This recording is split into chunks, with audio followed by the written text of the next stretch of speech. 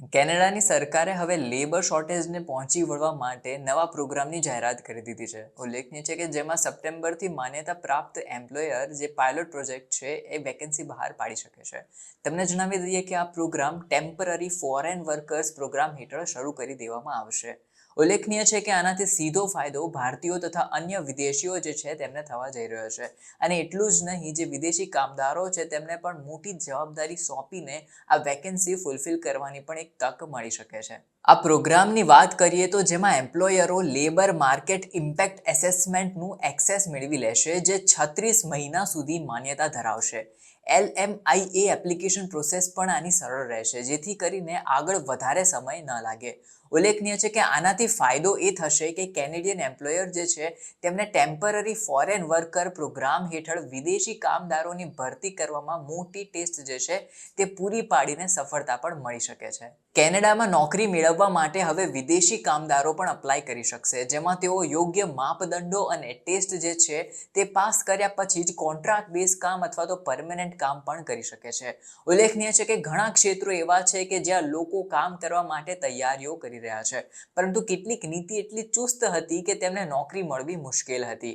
હવે જેથી કરીને કેનેડિયન સરકારે લેબર શોર્ટેજને પહોંચી વળવા માટે એક પાયલોટ પ્રોજેક્ટ છે એ હાથ ધર્યો છે, અને જેમાં 36 મહિના સુધી જે એમ્પ્લોયર એટલે કે જે નોકરી દાતા છે તે આ પ્રોગ્રામ હેઠળ કોન્ટ્રાક્ટ બેઝ અથવા તો પરમેનન્ટ કર્મચારી તેના હાયર કરી શકે છે. સરકારે આ અંગે 3 પગલાં નક્કી કર્યા છે, જે પાત્ર એમ્પ્લોયરને તેમના સ્ટાફિંગની જરૂરિયાતનું આયોજન કરવામાં અને કામચલાઉ કામદારોની ભરતી ઘટાડવામાં મદદ કરી શકે છે.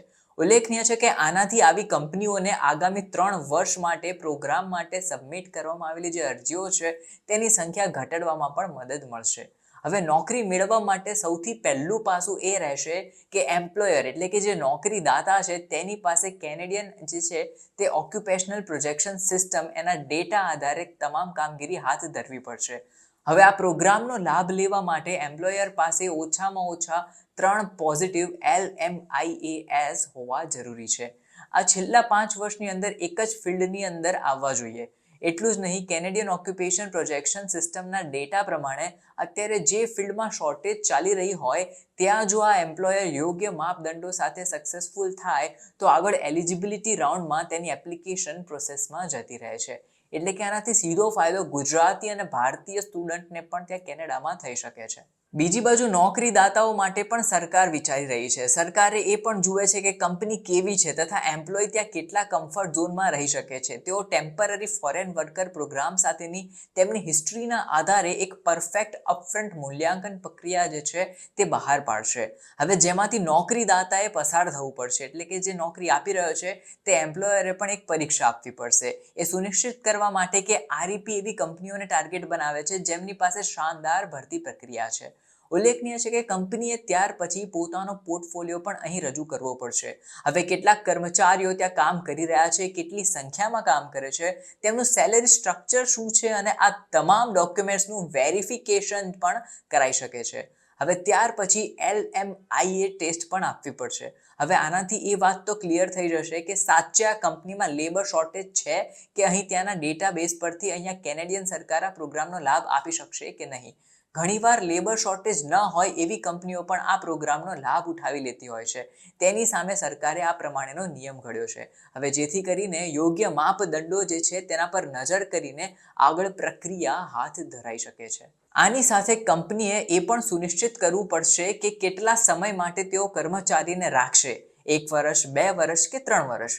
તેમને યોગ્ય વેતન મળવું જોઈએ એની ખાતરી આપવી પડશે અને કામના કલાકો પણ પહેલાથી નક્કી કરવા પડશે.